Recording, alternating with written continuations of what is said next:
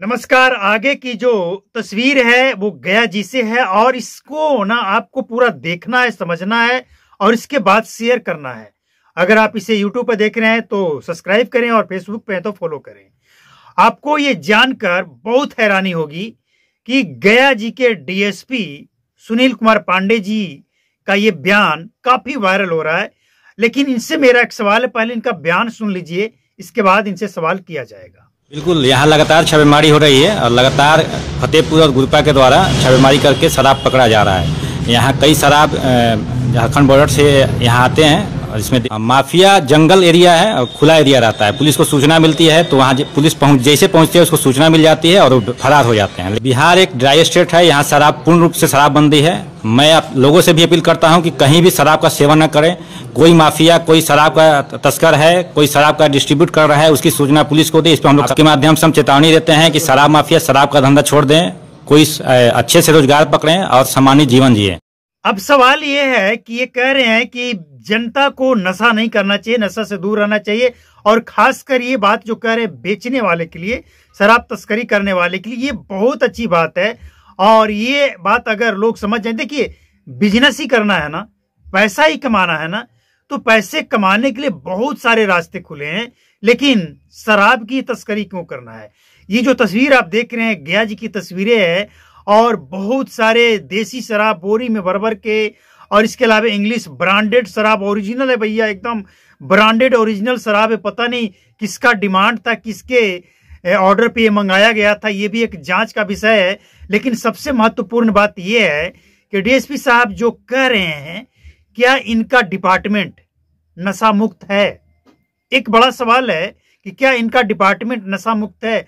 अभी हाल ही में कुछ दिन पहले, हालांकि डिस्ट्रिक्ट अलग है लेकिन विभाग तो इनका ही है ना, एक एएसआई कुटुंबा थाना के एएसआई, उनके क्वार्टर से बियर का बोतल बरामद हुआ था। भाई, एक तरफ आप शराब पकड़कर थाना में रखते हैं और वही शराब ले जाकर आप अपने क्वार्टर में रखते हैं और उसे आप खुद पीते हैं, और जब वीडियो सामने आता है तो फिर सफाई देते फिरते हैं। तो आप अपना डिपार्टमेंट को नशा मुक्त बना लीजिएगा, संभव है। अगर बना लीजिएगा तो फिर ये एग्जाम्पल पूरे बिहार में पेश किया जाएगा कि देखिए बिहार पुलिस का जो डिपार्टमेंट है, फलना थाना, फलना जिला, ये पूरा नशा मुक्त है। हमने इससे पहले का वीडियो में कहा है कि पटना नशा मुक्त पहले बना लीजिए। लेकिन चलिए, पटना के बाद दूसरा नंबर गया जी का आता है। गया जी को कहा जाता है मोक्ष की नगरी, बुद्ध की धरती। अब गया जी अगर बुद्ध की धरती और मोक्ष की नगरी है, वाकई है, इसमें कोई डाउट है क्या? है भाई। तो फिर नशा मुक्त होना चाहिए या नहीं होना चाहिए? लेकिन एक सवाल यहां पे और उठता है कि जो विदेशी आते हैं गया जी में, बोध गया में बहुत सारे विदेशी आते हैं। जीतन मांझी का एक बयान आया था कि जो विदेशी यहाँ आते हैं, जब से बिहार में शराबबंदी हुआ है, वो ज्यादा दिनों तक यहाँ नहीं रुकते हैं।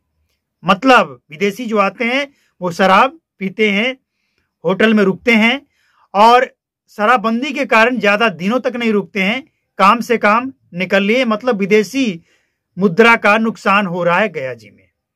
तो इसको भी देखना पड़ेगा। कंडीशन ये हो कि भाई गया शहर में वैसे तो शराब नहीं बिकेगा, लेकिन कोई भी नशा नहीं बिकेगा, लेकिन अगर कोई विदेशी पर्यटक हैं और उनका कोई रिक्वायरमेंट है तो उनको उपलब्ध करवाया जाए, उनको अवेलेबल कराया जाए। लेकिन अब ये तय करेंगे, इनके विभाग की बात है, ये तय करेंगे। लेकिन मेरा सवाल तो ये है ना कि अपने डिपार्टमेंट को आप नशा मुक्त बना लीजिए। और वाकई ये काबिले तारीफ है, इतना बड़ा खेप को पकड़ लेना। हालांकि तस्कर नहीं पकड़ा गया है, ये भी एक सवाल है और ये जांच का विषय है कि आखिर तस्कर क्यों नहीं पकड़ा जाता है। बड़े बड़े खेप आप पकड़ लेते हैं, तस्कर कैसे फरार हो जाता है?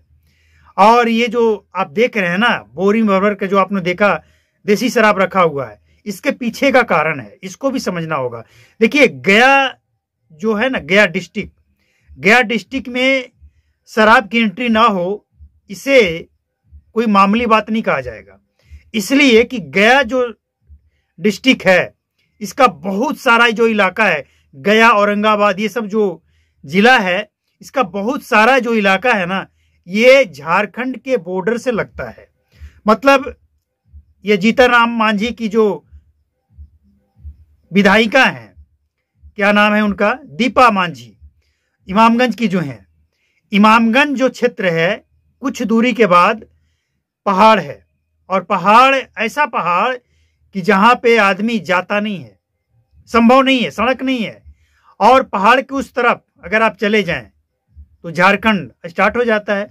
मतलब झारखंड में बनता है शराब, ये जो आपने बोरी में देखा, झारखंड में बनता है और रातों रात ये बिहार में एंट्री होते रहता है।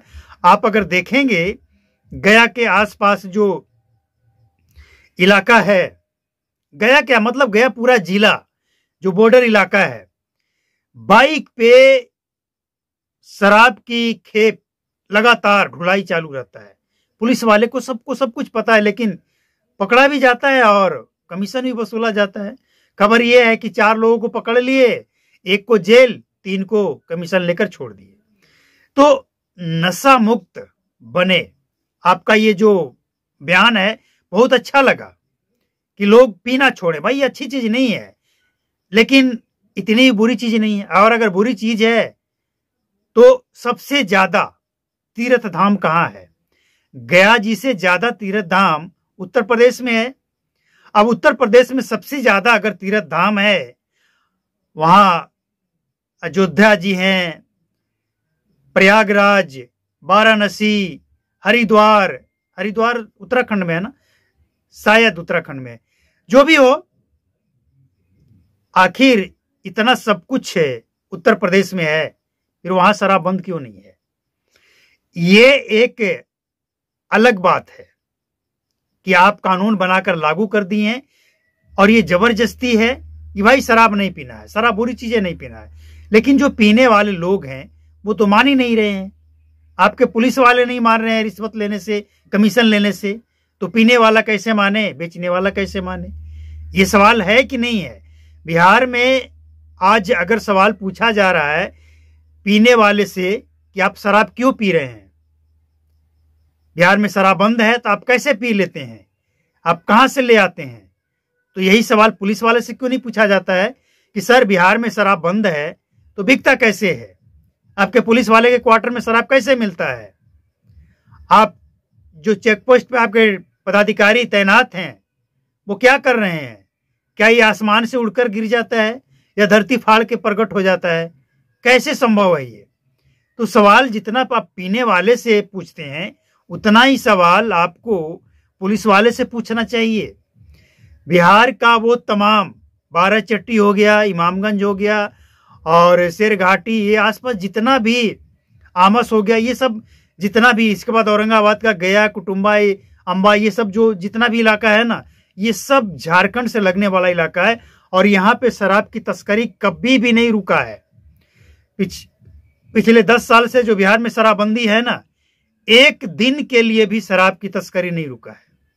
मतलब इन तमाम क्षेत्रों में शराब की होम डिलीवरी एकदम देसी विदेशी सब खुलेआम धड़ल्ले से हो रहा है।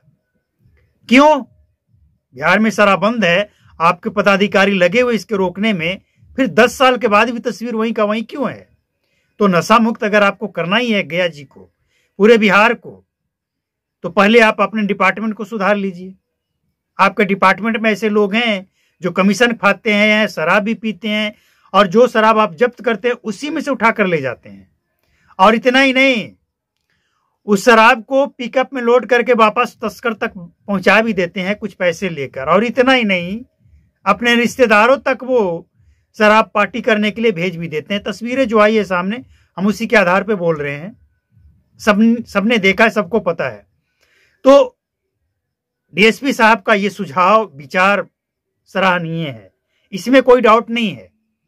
लेकिन डाउट तब होता है जब 10 साल बाद आपका डिपार्टमेंट अगर नहीं सुधरा, तो आप नशा मुक्त बना देंगे, शराब तस्करी को रोक देंगे, बिहार में शराब नहीं बिकेगा, इसकी गारंटी 1% भी दिखता नहीं है।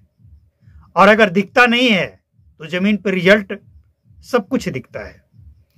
अब बिहार सरकार, सम्राट चौधरी जो डिप्टी सीएम के साथ साथ होम मिनिस्ट्री भी संभाल रहे हैं, इनको सोचना चाहिए, समझना चाहिए और इन तमाम पहलुओं पे ध्यान देना चाहिए कि आखिर चूक है कहां।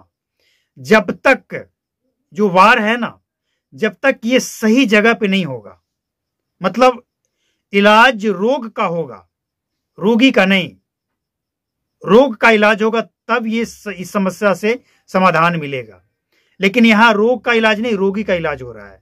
मतलब दर्द है, शरीर में दर्द है और पेन किलर दे दिए, दर्द का एहसास तो नहीं हो रहा है, लेकिन दर्द का जो कारण था वो अंदर मौजूद है।